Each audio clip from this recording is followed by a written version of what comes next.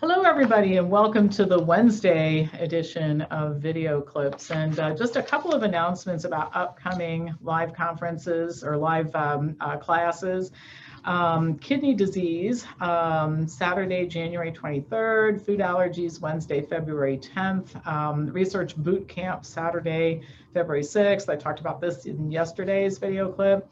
And HIV/AIDS, Friday and Saturday, boot camp style, March 5th and 6th. And our calendar is chock full of stuff, so check it out at WellnessForumHealth.com. That's also where the forbidden videos are, and the forbidden written information is sent out via newsletter on Mondays. If you're not a subscriber, you can become one by sending me an email at pampopper@msn.com.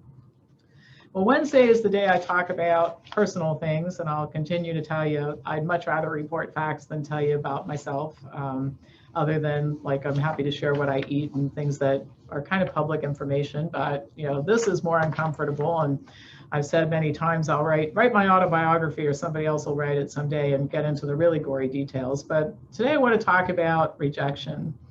And I think a lot of everybody, all of us really, you and I, have experienced this during this period of time, friends and colleagues that at one time we thought we were close to, and we hardly know them. They bought into this narrative and they just can't be talked to. Now, in some cases, we've been able to maintain contact by just avoiding the subject, but if there's regular contact, it becomes more and more difficult. I mean, survivors of earthquakes and tsunamis and fires and would find it very difficult to have contact with each other daily and avoid the elephant in the room, which is the natural disaster that they just shared. And that's sort of what's going on here. So at some point there's a disconnect, and sometimes it feels like rejection, particularly if it's an angry disconnect on the part of the other person.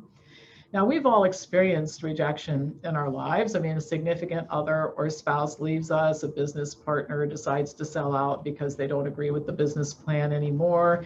Somebody else gets a job that you really had your heart set on and applied for, and it never feels good. And even the most centered and confident people can experience emotions that range from disappointment to devastation. And it's happened to me, both during 2020 and also other times in my life, and both personally and professionally. I don't think you get to be my age without having that happen. It's just part of life.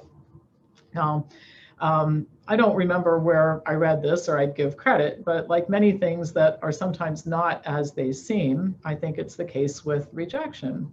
It really isn't rejection, it's redirection. The act of rejection points you in the direction you're supposed to go. So I'll give you an example, again, uncomfortable to share, but I will. For a long time, like a lot of people, I thought, one of my goals in life was to find a life partner. I never did. Had some very interesting relationships along the way, and I'm not sorry about these relationships, nor am I sorry about the way that they turned out, because as it turns out, I think God had a different plan for me. And it was to be involved in some pretty all-consuming projects for the last 20 years, so that I would get the training and experience that I needed in order to do what I'm doing now with Make Americans Free Again, the lawsuits and all the other associated activities.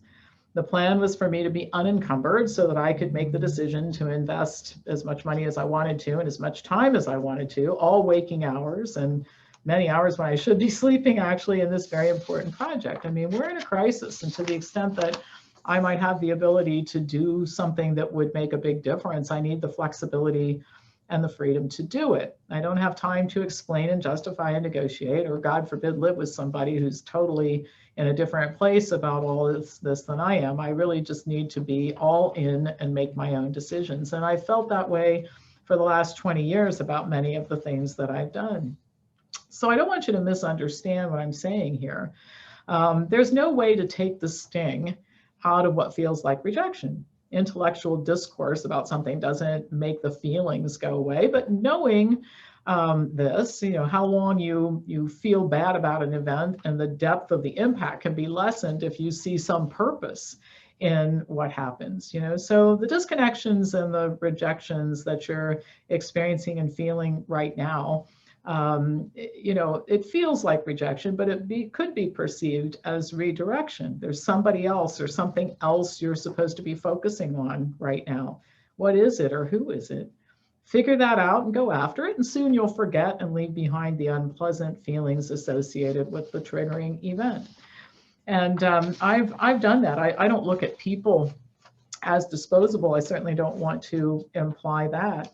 But having said that, a lot of relationships were very fragile in my life. I didn't really see that, but I see it clearly now. And a lot of the newer relationships that I have are built on much more solid ground. And so, again, it doesn't make me feel not sad about people that I'm disconnected from or have been rejected by.